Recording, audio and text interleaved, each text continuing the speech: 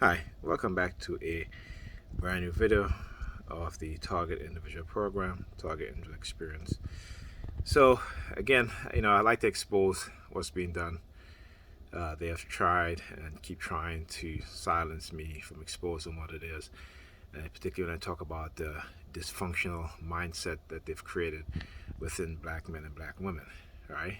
And not just as a TI, targeted individual, or a non-consensual human experimentation victim, and the victim of illegal microchipping by the FBI, NYPD, and the CIA, so the security agencies and law enforcement agencies of the United States. But I also like to expose the brainwashing and the destructive and dysfunctional mindset or personality that they've created within black men and black women, and particularly within black women who are, again, they are women, so they are more easily manipulated by numerous things, right? And particularly when it comes to destroying the relationship between the men and their community, right? In terms of trying to make black women become like men. And you'll hear this over and over again. You hear these young black women that say, well, if a man can have a side piece, well, why can't I have multiple side dudes and such, right? But this is where the fundamental lack of their biology and their psychology comes in, right? Men and women are built different. Okay, men are natural instinct is to procreate, right? Not women. Women, they get pregnant, they have kids. They're the one that get pregnant. They're the one that have to carry the child and deliver that child, not men.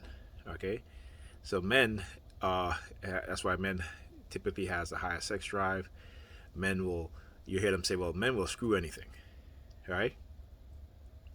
Because men by nature are made for procreation. And that's not the only thing, though, okay? But that's a big part of how the world is populated, right? But to have women, and particularly black women in particular, because they're the only group of women who will tell you that, who will say, well, if a man can have X amount of sex with a many different women, I should be able to do that too. And the thing is that psychologically and biologically, chemically, we are different. Now, we are the same in certain aspects, but we are different, right? When men have sex, our brain don't release the as much the chemical compound oxytocin, and I forgot the other compound, right? Which is, one is called the love chemical, the other one is called the pleasing chemical, meaning that, like, for example, women orgasm, they release the strong chemical compound oxytocin, right, which makes them fall in love, right? So imagine women having sex with multiple men, having orgasms, and each of these orgasms is attached to love, or loving that individual that they're having sex with, right? They get emotionally attached, right? Men, on the other hand, men have sex, they orgasm. That's a more of a release of stress, right? More so than it is making them fall in love with that woman. A man will fall in love with a woman based on her physical attraction, her beauty. Okay? A man don't fall in love with a woman because he has money. Women fall in love because he has money. He may not be the greatest looking guy, but if he has money, women will fall in love with him. There's a big difference between men and women. All right, so I just wanted to touch that, because I was looking at a video where you have these black women always talking. They're talking off a bunch of nonsense and not really understanding. And that's because the older adults, the females, don't teach them anything. Okay, just as men too. Older generation of men don't teach young men anything, particularly when it comes to sex and relationships. Okay, because our experience as black people is one that's different from others. Okay, we are being directly attacked by the broader society at large because of who we are. All right. So now, back to I wanted to do this video also because I wanted to show you guys something, And I talk to the kid's mother about this all the time because she has a highly dysfunctional mindset. Highly dysfunctional. She may be good at her job, but when it comes to her home life, her personal life, highly dysfunctional. And she likes to compartmentalize everything, meaning that when she goes out, whoever she goes out with, that's her focus. Even though she has kids, her focus is still not on her kids. The kids are not even an afterthought, right? So when she leaves the kids by themselves, and from time to time I have to come and look around her apartment, look in the corner and stuff like that, because my daughter, when she leaves them alone, she gets into and does a whole lot of, stuff, okay? And her mother don't associate it with what she does with how she discard her as a child, as her daughter. So I was just looking around just to see what else that she may have done, and I come across this. Okay, hold on a sec. I gotta reach over here. Okay, so I just picked up a whole bunch of stuff that my daughter. So here, what you'll see. Let me see if I can zoom this up so you can see better. There you go. You'll see a spoon, and what we have here is sliced salami. There was some plastic containers there with a whole bunch of chocolate, melted chocolate over it. But that's what she does. She hides stuff, right? She hides stuff. Okay? I'm telling her mother this for a long time. I said, the way how you treat these kids, the environment you have them living in is not conducive to their psychology, to their mindset, right? To their mental health. But that is not her concern. Her concern is not for our kids' mental health, for their education, for their health and well-being. Okay? And now I was talking to somebody. I said, I've always tell her that she needs to spend more time with her daughter, go out with her, do more things. So about a week ago, she took our daughter to the nail salon. But it's not because she wanted to take her to the nail salon. Okay, it is to try to prove to someone that she does these things with our daughter. And she doesn't. She doesn't, because many times she's telling me that's not her. She's not that kind of mother. So trying to put some type of structure, order in this dysfunctional place is hard. Because I don't live here, but I come and I clean. And you guys see that, right? And whenever I clean and their mother comes in and I tell her, please do not walk in the living room with your shoes on, because the kids sometimes they drop food on the floor and they pick it up and put it back in their mouth, right? So when I come in, or the kids come in, I make sure they take off their shoes and they don't enter the living room with their shoes.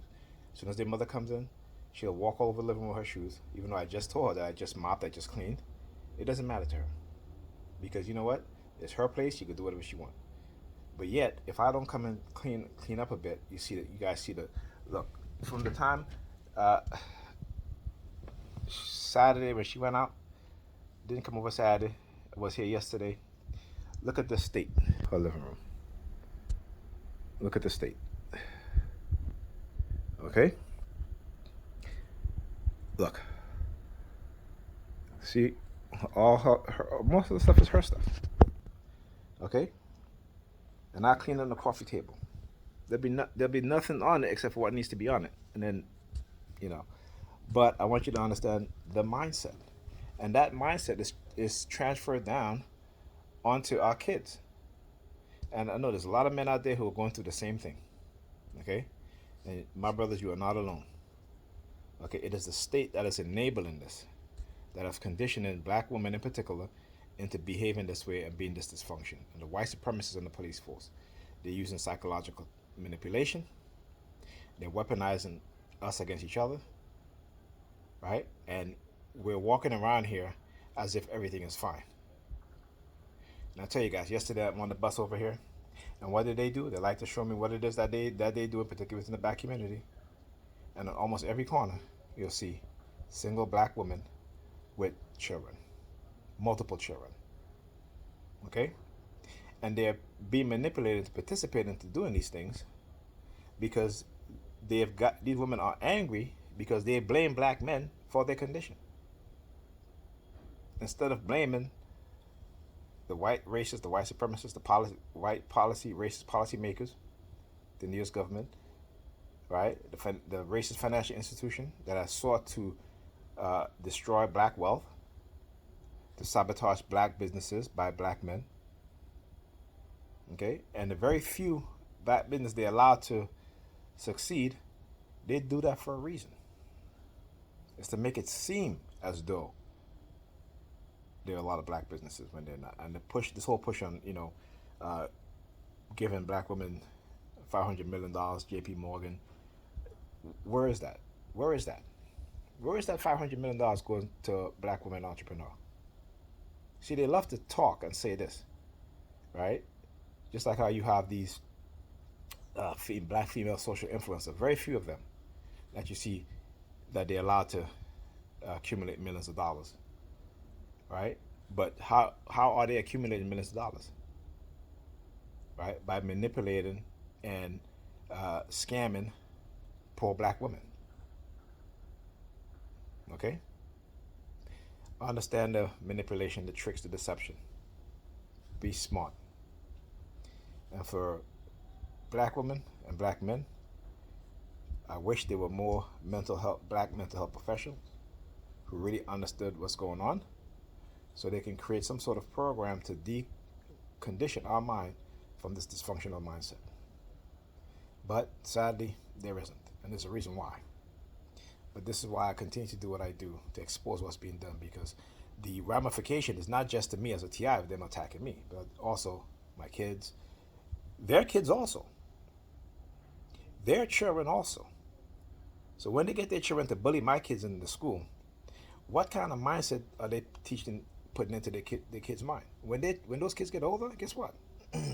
They're the ones that's going to be committing the criminal acts. They're the ones that's going to end up in the prison.